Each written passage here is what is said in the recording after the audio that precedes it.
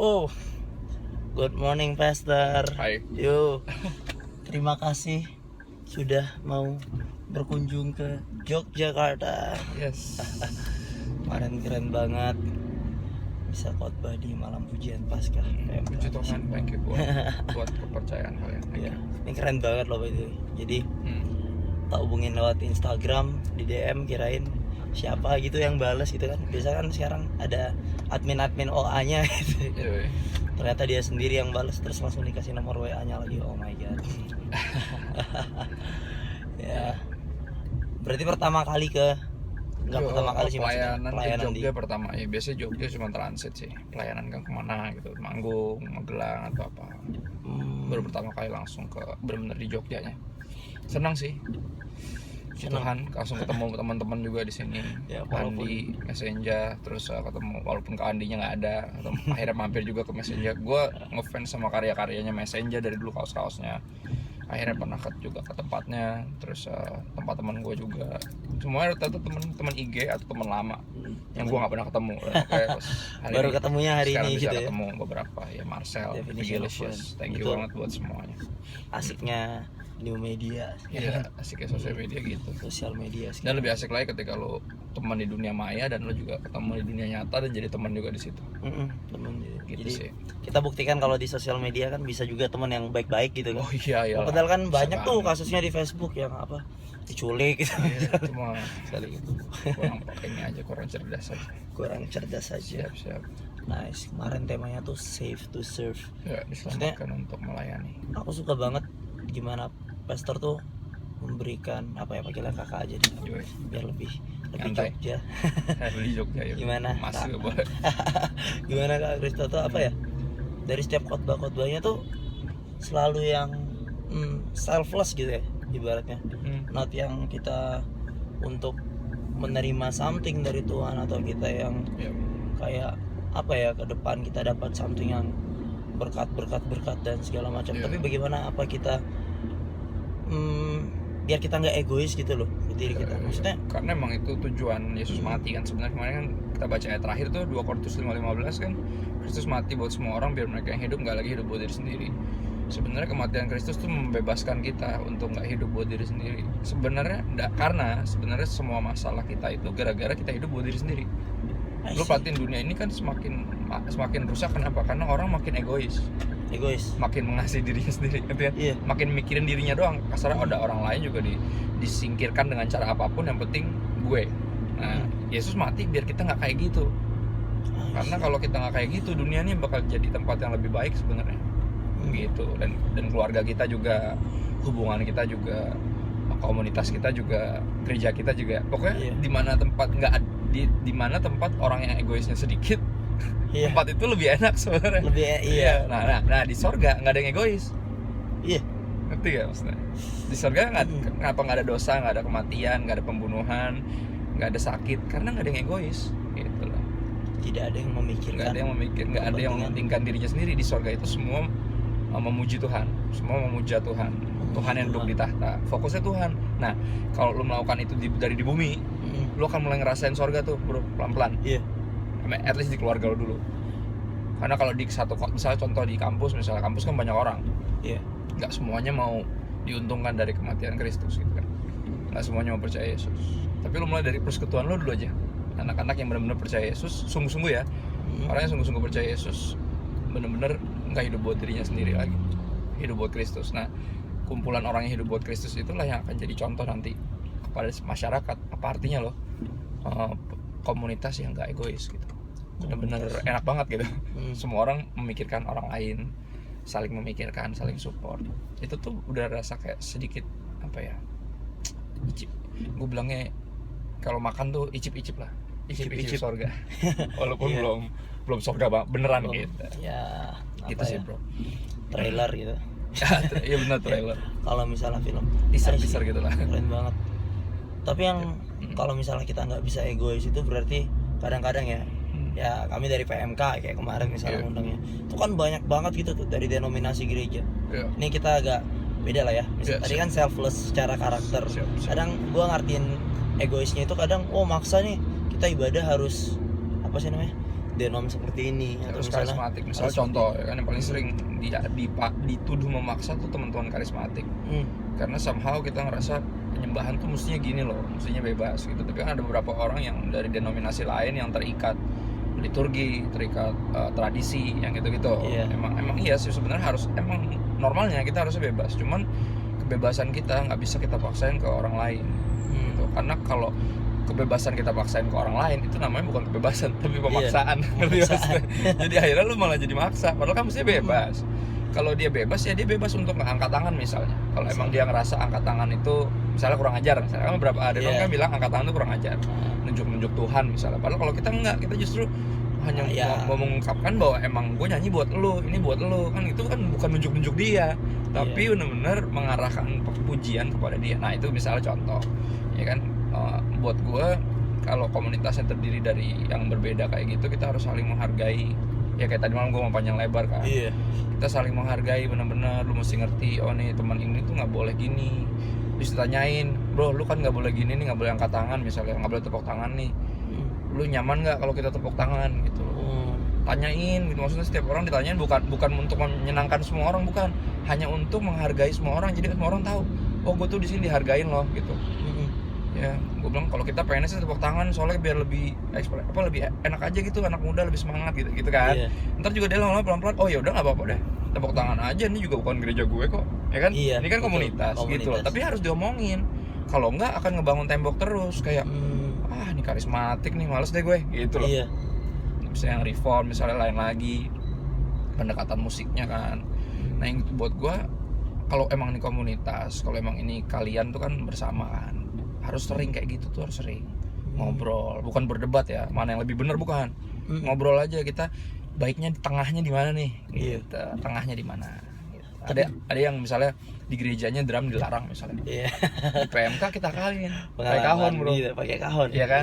Itu kan bukan drum kan. Nah itu kan, itu namanya di tengah gitu loh. Nggak usah paksa, gue pengen drum, lebih asik, lebih nendang. Ngerti kan? Itu namanya pemaksaan. Sekali lagi, kalau emang komunitas harus sering ketemu ngobrol gitu baiknya gimana, terus sering review. Makanya kalian kemarin kan abis ibadah juga ada yang kayak gitu tuh, itu yang bikin komunitas jadi komunitas. Karena kalau lagi kebaktian kita sibuk melayani sebenarnya. Nah setelah itunya tuh baru, atau sebelumnya pas lagi rapat menjelang hari H, nah yang gitu tuh itu mempererat hubungan sebenarnya. Gitu. Sebenarnya wadah PMK ini kalau kita lihat dia yang paling apa ya, bisa dibilang asik lah gitu. Jadi kalau gereja kadang ruang geraknya itu terbatas. Memang. Ya nggak sih? Kalau misalnya. Tapi ya problemnya tetap di sana. Kenapa banyaknya denominasi gereja dalam satu komunitas, misalnya kami PMK gitu kan. Nah kayak pastor juga. Pastor ini pengajarannya yang kemarin pastor bilang sendiri teologi keras gitu. Misalnya berat kita katakan keras dan beda lah sama orang-orang, dan semuanya pasti percaya dengan apa ya, dikatakan kebenarannya masing-masing gitu ya. Gimana sih sebenarnya kita masih tetap menyampaikan apa yang kita percayai, apa yang kita pelajari, tapi tanpa menghindari terjadinya perdebatan kebenaran gitu loh. Kadang buat nyari jalan tengah sama orang aja itu bisa susah banget. Tepuk tangan, ngapain lu bahas tepuk tangan, karismatik banget. Ternyata kan nanti dibawa lagi ke pemahaman Alkitabnya dia dan pemahaman misalnya kita sama-sama karismatik gitu ya, kita masih tahu pujilah Tuhan dengan tepuk tangan sejujurnya denominasi terjadi karena lebih ke tradisi sebenarnya, kebiasaan. Jadi bukan membiasakan kebenaran tapi membenarkan kebiasaan. Beberapa kali ketika ngobrol, ini dapat dari ngobrol loh, bukan dari asumsi. Kalau dari asumsi bahaya. Gue dapat dari ngobrol. Semua yang dilakukan teman-teman gue yang non karismatik, gue selalu tanya kenapa sih begini gitu. Sama kayak mereka juga nanya, kenapa lu bahasa roh misal contoh, kenapa lu angkat tangan, kenapa lu gini. Mereka nanya, gue juga nanya. Nah dari sana kan saling jawab, ngobrol. Akhirnya gue dapati beberapa denominasi melakukan itu karena itu benar-benar sesuatu yang dilakukan turun-temurun, tuh kalau di Alkitab kagak ada. Gitu kan. Beberapa tuh benar-benar nggak ada. Jadi kayak oh gitu. Nah itu kan kalau nggak kan gue nggak tahu. Kalau nggak gue akan berasumsi gitu. Beberapa kali gitu pemahaman Alkitab, jujur kalau kita baca Alkitab sungguh-sungguh, Alkitab yang sama ya, kita nggak akan jauh-jauh banget sebenarnya. Bener loh, nggak akan jauh-jauh banget. Yang bikin jauh itu tradisi biasanya. Tradisi sama kebiasaan yang disebut nanti kita akan membentuk liturgi itu. Liturgi itu urutan ibadah. Nah itu yang akan selalu dianggap urutan gue yang paling benar gitu. Nah itu kebenaran lu sendiri. Kalau lu kita baca Alkitab bareng, kita akan ketemunya teologi, pengenalan akan Tuhannya, bukan praktik yang begitu-begitu sebenarnya. gitu. Misalnya contoh baptis misalnya, selam atau percik mana ada di Alkitab jujurnya. Pas gue ngobrol gue juga baru tahu, gue pikir kan ada. Karena ini kan dibelain banget tuh sampai orang kalau dibaptis selam lu dianggap belum dibaptis, kalau lu mesti dipercik, atau sebaliknya orang yang dibaptis percik mesti diselam, ya kan kita pikir kan sebaliknya tuh. Pas ngobrol gue nanya percik tuh backgroundnya apa ya, gue bilang ngobrol, akhirnya dengan jujur dia bilang ya sebenarnya ini kebiasaan sih pastor gitu. Akhirnya dengan jujur ya, ini kebiasaan sih bro. Oh gitu ya, pantesan gue gak ketemu di Alkitab gitu loh. Kalau kita kan selam kan emang perlambangan kematian dan bangkit bersama Kristus kan, dikubur makanya dimasukin ke dalam air kan, kubur terus keluar udah bersih, hidup bagi Tuhan kayak bangkit. Nah itu kan perlambangannya di Alkitab, emang ada gitu. Nah itu kan contoh gimana kita ngerasa bisa lebih benar karena kita Alkitabiah dibanding yang enggak. Cuman kan kita mesti menghormati tradisi dan kita mesti bertanya, itu tradisinya dulu siapa yang pertama lakukan ya, backgroundnya apa ya. Gue yakin pasti ada maknanya juga pasti gitu kan. Cuman ya itu kalau kita nggak pernah ngobrol ya nggak tahu juga. Jadinya gitu, jadi perang dingin tuh lo kayak tendensinya kita emang gitu sih, maksudnya memang gue juga sebagai karismatik yang katanya non liturgi atau gimana, tapi dikatakan padahal liturgi juga kita liturginya juga. Iya kan, kadang like ditanya gitu loh, ini asalnya dari mana sih, oh nggak tahu, pokoknya ibadah harus kayak gini. Ini kebiasaan ya, gue datang kakak rohani gue kayak gitu, banyak gue pas gereja kayak gitu, dari benda-benda kayak gitu. Nah gimana sih sebenarnya kemarin pastor bilang apa ya, kalau fanatik itu kan dia tahu aja. Fanatik cuma tahu, dan dia cuma tahu punyanya dia. Jadi dia akan bilang punya gue yang paling benar, soalnya dia nggak tahu yang lain gitu. Nggak tahu yang lain. Dan dia jadi nggak bisa jelasin kenapa punya dia yang paling benar. Kalau lu gini bedanya, kalau lu harus sungguh-sungguh pegang kebenaran. Gue setuju. Dalam hal kebenaran lu harus dalam tanda kutip fanatik memang. Fanatik artinya lu benar-benar ekstrim lah. Lu benar-benar pegang, kuasai. Nah, jadi tapi lu abis itu lu mesti kenali yang lain. Ya kan, cara kita untuk mengasihi orang lain kan dengan mengenal. Tak kenal maka tak sayang. Kalau kita nggak pernah ngobrol sama orang lain yang beda sama kita nggak akan bisa sayang mereka. Padahal Yesus suruh sayang semua. Ya kan, bahkan kita disuruh menginjil misalnya contoh. Nah kalau kita cuma taunya punya kita doang, wajar jika kita akan berpikir bahwa punya kita doang yang benar. Kenapa? Karena lu nggak tahu yang lain. Nggak tahu yang lain. Kan? Dan akhirnya lu nggak bisa jelasin kenapa punya lu yang paling benar. Gitu loh. Kalau lu tahu yang lain dan kenal juga mereka, lu pelajarin juga apa yang mereka percaya, lu akan punya penjelasan. Kalau lu anggap punya lu paling benar, lu akan bisa jelasin kenapa punya gue paling benar. Nih, ini punya gue, ini punya lo. Nih, kenapa ini lebih benar gitu loh. Lu bisa jelasin. Nah, itu orang yang bisa jelasin itu bukan fanatik. Fanatik biasanya nggak bisa jelasin. Pokoknya gini, pokoknya akan bilang gini, gue nggak tahu, pokoknya begitu aja. Nah, itu tuh fanatik. Itu percuma. Ngomongnya percuma, mau ngomong sama siapa juga nggak bakal kena gitu loh. Nah, jadi penting untuk benar-benar menguasai kita punya dan mengenal kepercayaan juga yang lain. Artinya baik denominasi lain ya, atau agama lain, bahkan sampai aliran kepercayaan. Misalnya teman-teman kita, misalnya ada yang agnostik, ada yang ateis, ya kita pelajari bukan biar kita banyak tahu sebenarnya, tapi biar kita lebih mengenal mereka sebenarnya. Jadi kalau udah mengenal mereka, kita bisa mulai dari hal yang mereka tahu dulu gitu loh, bukan dari yang mereka nggak tahu sama sekali. Kita mulai dari sana, baru kita akan hubungkan kepada Kristus yang adalah kebenaran sejati. Gitu sih kalau menurut gua. Fanatik itu terbentuk karena ya tadi lu cuma di sekitaran orang-orang itu doang gitu. Gue ingetin juga buat kayak PMK misalnya, persekutuan yang Kristen gitu, seringkali jangan sampai kita tuh ngumpul sama kita doang gitu. Justru lu ngumpul sekali-sekali ya kan, untuk diperlengkapi. Nanti lu benar-benar harus gaul sama teman-teman lu, karena kalau emang kita terang itu dibutuhin ya di kegelapan sebenarnya. Dan dunia ini gelap, lu mesti masuk ke dunia ini sebenarnya. Tapi jangan sebelum diperlengkapin, kalau enggak lu ikutan gelap, itu cuma mesti sambil diperlengkapi.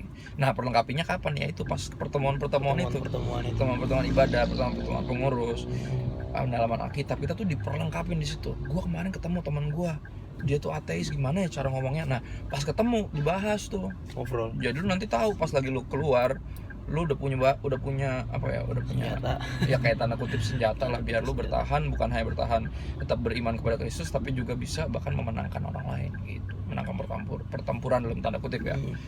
Buat gua persekutuan kayak gini berharga sih, karena kekristenan tuh mustahil dijalankan sendiri. Mustahil ya makanya kan dibilang tidak baik manusia harus seorang diri. Itu bukan bicara tentang jodoh doang, bro. Itu bicara tentang nggak bagus manusia kalau sendirian tuh jadinya fanatik, jadinya sobelan gitu kan, ketemu cewek tidak baik manusia seorang. Padahal enggak, itu kan bukan tentang itu doang. Ini tentang komunitas. Makanya dibilang 2 atau 3 orang berkumpul, Tuhan ada di situ. Seolah kalau cuma sendirian Tuhan nggak ada di situ. Soalnya kan gitu ayatnya kan. Tapi apa, itu cuma buat menekankan pentingnya komunitas gitu loh. Jadi dimanfaatkan, jangan cuman kayak mau ngumpul-ngumpul sendiri, eksklusif sendiri, bukan kalangan sendiri, jangan. Justru di situ kita belajar menghargai perbedaan dari hal yang paling simpel dulu, dari denominasi yang berbeda, kebiasaan yang berbeda, tradisi yang berbeda. Gitu sih kalau menurutku. Oke, wih, kita ada di airport. Ini kemana arah yang di sini? Yang di sana kita masuk dari yang kemarin aja Pastor. Oke. Biar lebih langsung enak. Soalnya di sana penuh banget. Intermezzo. Siap. Jadi sebelum parkir, ini kan ada buat sama. Gimana kan? Ambil karcis dulu. Ya. Pagi Mbak. Jogja kayak gitu semua harus diramein pagi Mbak. Ya dong, sama kok di Jakarta juga paling gua misi bang gitu doang. Misi doang. Sopan santun lah. Iya. Oke, terakhir nih. Sebelum Pastor balik ke Jakarta. Ini buat semua PMK teman-teman, mungkin siapapun yang nanti nonton, terlepas dari kampus apapun mereka. Soalnya di Gereja Go tuh banyak banget dari kampus ini orang apa. Apa sih pesan Pastor buat mereka sekarang? Ya kalau katanya kita denger banyak banget kan sekarang visi bakal ada kebangkitan besar buat anak-anak muda katanya di gereja akan menuai jiwa-jiwa. Gue yakin itu benar dan gini, yang tugas itu selalu bersiap sih. Bersiap. Karena Tuhan tuh bagi Tuhan tuh dia kirim jiwa-jiwa tuh udah dia udah nggak sabar justru untuk menuai besar. Tapi seringkali penuainya nggak siap gitu. Pekerjaannya sedikit. Ya kan? Jadinya kita harus berdoa gitu biar dari PMK ini gitu ya, beda-beda kampus kita bangkitlah para penuai itu, karena apa dibilang, lihatlah ladang telah menguning siap untuk dituai, dan tuaiannya banyak sebenarnya tapi penuainya sedikit kan. Yesus kayak ngomong gitu dari dulu, emang problemnya selalu gitu, dan dia udah nubuatin bahkan itu kan kayak gitu. Bukan kita kurang siap, bukannya Tuhan nggak mau kasih gitu loh, tapi kitanya belum siap gitu. Karena kalau dikasih segala sesuatu sebelum siap, itu biasanya cenderung dirusak. Gitu lah. Misalnya contoh mainan gitu kan, gue punya anak kecil umur 5 sama 4 dulu, pas masih mereka umur 2 ulang tahun ketiga gitu, suka dibeliin mainan yang jelas tulisannya for ages 3 to 6 gitu. Gue bilang, ini anak baru umur 2, lu kasih gue mainan yang buat umur 2 sampai 6 tahun. Bukannya nggak bisa, tapi rusak ntar. Nggak lama rusak. Nah sama dalam hidup, berkaitan dengan penuaian besar, atau berkaitan dengan jodoh misalnya, atau berkaitan dengan nanti lu udah lulus, lu ntar nyari kerja gimana, timingnya Tuhan tuh akan selalu berkaitan dengan lebih tepatnya bergantung kepada kesiapan lu sebenarnya. Untuk Tuhan berkatin lu tuh mudah sekali, tapi untuk orang-orang yang siap untuk menjadi berkat tuh nggak banyak. Buat gue, orang siap diberkati ketika dia siap jadi berkat. Kalau dia belum punya kerelaan itu, dia nggak siap diberkati. Berkat itu malah akan ngerusak dia, gitu loh. Rusak dia. Iya. Kalau kita cuma mau tuai-tuai jiwa biar gereja rame, ngerti nggak lo? Lu juga lu dapetnya cuma gengsi, gitu. Padahal itu jiwa. Itu jiwa yang mesti benar-benar lu bina pelan-pelan ya. Kalau nggak lu cuma menang-menang gengsi, gereja gue rame dong, gitu doang. Itu namanya nggak siap. Itu sih bro, buat gue di PMK lah saatnya kalian bersiap untuk benar-benar mempersiapkan para penuai itu yang punya mental pekerja, penuai yang kalau udah menuai juga nggak sombong, yang gitu-gitu. Tuhan cari yang itu soalnya. Karena jiwa-jiwa udah benar-benar gokil deh kalau lo tahu, kaget gitu. Banyak banget yang cari Tuhan. Kita udah sampai. Thank you banget Pastor. Thank you man. God bless Maju you. Terus kalian. Thank you banget. UGM khususnya thank you banget buat waktunya kemarin. Gue seneng banget, anak-anak pada excited semua, pada haus, dan gue yakin Tuhan menjawab kerinduan sih soalnya. Amin. Benih yang ditabur pasti siap akan kembali siap. Thank you banget Pastor. Goodbye semuanya. God bless.